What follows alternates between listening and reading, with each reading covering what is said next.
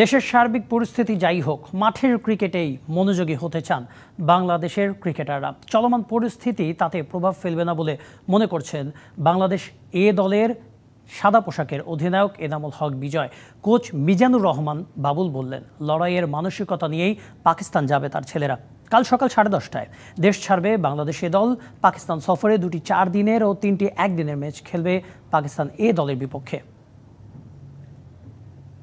অস্থিরতা কাটিয়ে উঠছে বাংলাদেশ। স্বাভাবিক হয়ে আসছে দেশের অন্যান্য প্রতিষ্ঠানের মতো ক্রীড়াঙ্গনও। কোটা বিরোধী আন্দোলনের আগে থেকেই বাংলাদেশ এ দলের ক্রিকেটাররা ছিলেন অনুশীলনের মধ্যে। মাঝে কিছুটা ছেদ পড়লেও প্রশ্ন নেই ঘাটতির।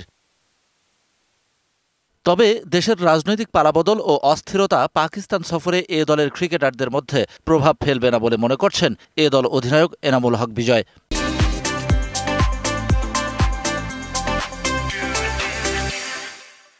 এরকম একটা ক্রাইসিস টাইমে, এরকম একটা অবস্থানে বাংলাদেশের প্লেয়াররা যদি, বাংলাদেশ ক্রিকেট যদি একটা দারুণ কিছু নিউজ দিতে পারে, তাহলে অবশ্যই বাংলাদেশের মানুষ একটা শান্তির জায়গা তৈরি হবে।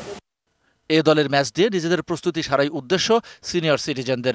জাতীয় দলের হয়ে কদিন পরই লড়তে হবে পাকিস্তানের বিপক্ষে। কোচ মিজানুর রহমান বাবুল বললেন, স্বাগতিক এ দলকে টাফ টাইম দেওয়ার মতো অনুশীলন করেছে তার ছেলেরা। 3 মাস হয়ে গেছে আমরা সেই টাইগার ক্যাম্পের থেকে আমরা প্রিপারেশন নিচ্ছি।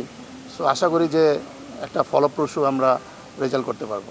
সবকিছু ঠিক থাকলে আগামী 13 আগস্ট স্বাগতিকদের বিপক্ষে ইসলামাবাদে প্রথম আনঅফিসিয়াল টেস্টে লড়বে বাংলাদেশ এ দল। Shahan Papon, DBC news, Dhaka.